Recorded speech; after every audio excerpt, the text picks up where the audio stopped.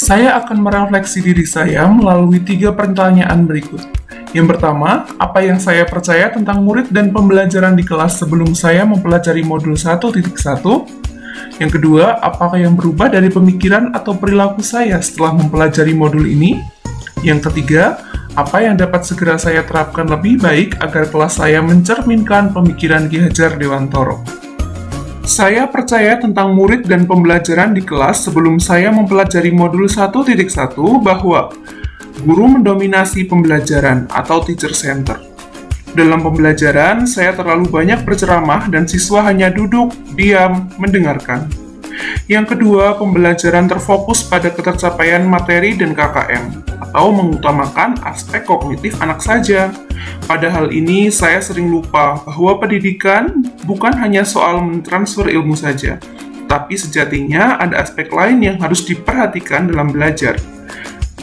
Yang ketiga, guru kurang memahami karakteristik anak. Saya cenderung menyamaratakan kemampuan anak dengan melakukan pembelajaran yang sesuai dengan zona nyaman saya tanpa memperhatikan perbedaan anak. Yang keempat, siswa pasif dan motivasi belajar rendah.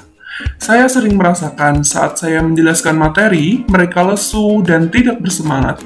Kemudian, saat saya menanyakan kepada anak-anak, apakah ada pertanyaan, mereka hanya diam. Yang terakhir, yang menjadi fokus utama saya adalah suasana yang tertib, tenang, dan anak-anak memahami materi.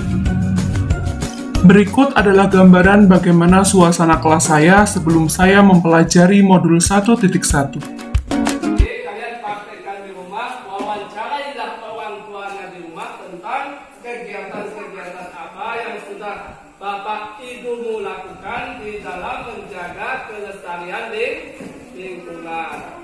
Nah, sudah selesai? Sudah. Oke, kumpulkan tugasnya, kumpulkan di depan. Selamat siang semuanya. Saya mempelajari modul 1.1 yang berubah dari pemikiran atau perilaku saya, antara lain, yang pertama, merubah pemikiran bahwa guru bukan satu-satunya sumber belajar. Apapun yang ada di sekitar kita bisa digunakan sebagai sumber belajar anak. Anak bebas memilih sumber apa dan dari mana yang akan mereka gunakan untuk belajar. Tugas guru adalah menuntun, mengarahkan mana yang baik dan yang tidak baik. Yang kedua, pembelajaran menjadi berpusat pada anak. Dengan aktivitas pembelajaran yang berpusat pada anak akan menjadi lebih aktif karena terlibat dalam proses pembelajaran sehingga mereka dapat mengkonstruksi pengetahuannya. Yang ketiga, saya dapat lebih menghargai setiap karakteristik belajar anak. Anak terlahir berbeda, setiap individu memiliki keunikannya masing-masing. Saya sadar dengan adanya perbedaan ini akan menjadikan pembelajaran lebih berwarna. Bagaimana sebagai seorang pamong, saya harus dapat menuntun anak sesuai dengan kodratnya. Selain itu, setelah mempelajari modul 1.1 ini juga dapat merubah perilaku saya, antara lain, seorang guru dapat mengemas pembelajaran secara menarik agar motivasi belajar siswanya meningkat. Yang kedua, dalam pembelajaran, seharusnya seorang guru dapat memerdekakan siswa. Salah satu contohnya adalah memberikan kebebasan kepada anak untuk menyelesaikan setiap tugas sesuai dengan minat, bakat, dan kreativitasnya masing-masing.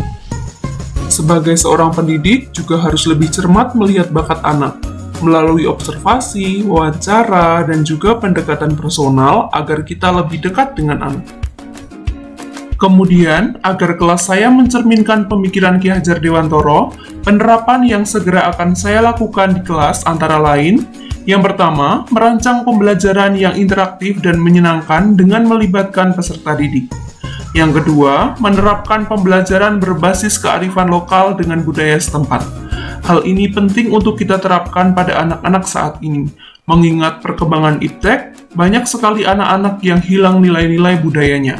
Di sini, saya sebagai seorang guru berusaha memberikan penerapan materi terhadap kehidupan sehari-hari anak sesuai dengan kearifan lokal budaya setempat. Yang ketiga adalah menerapkan konsep merdeka belajar dan mengintegrasikan setiap pembelajaran dengan pencapaian profil pelajar Pancasila. Konsep Merdeka Belajar mengajarkan kita bagaimana seorang pendidik dapat memberikan kebebasan kepada anak untuk dapat bereksplorasi atas pengetahuannya agar mampu menghasilkan ide-ide kreatif dan inovatif dari mereka. Yang keempat, pembelajaran yang mengutamakan aspek budi pekerti. Pembiasaan-pembiasaan baik akan selalu saya teladankan kepada siswa tentang bagaimana mereka bersikap agar menjadi pribadi yang lebih baik. Yang kelima, tidak lagi menuntut, tetapi menuntun. Kita sebagai guru berperan sebagai among. Dalam penerapannya di kelas, sesuai dengan pengajaran dan pendidikan dari Ki Hajar Dewantara, kita dapat menerapkan pola asih, asuh, dan asah. Yang terakhir, pembelajaran yang sesuai dengan kodrat alam dan zaman, sesuai dengan pemikiran Ki Hajar Dewantara bahwa kodrat anak adalah bermain. Dan saya akan mengintegrasikan permainan dalam pembelajaran agar suasana kelas menjadi menyenangkan. Kesimpulan yang dapat saya sampaikan yaitu, dasar-dasar pemikiran dari Ki Hajar Dewantara harus segera kita terapkan dalam proses pembelajaran di kelas ataupun di sekolah. Di antaranya, pendidikan adalah menuntun anak sesuai dengan minat dan bakatnya. Pendidikan bukan hanya ilmu akademis saja, namun perlu penanaman budi pekerti yang baik. Kemudian pendidikan sejatinya adalah berhamba pada sang anak.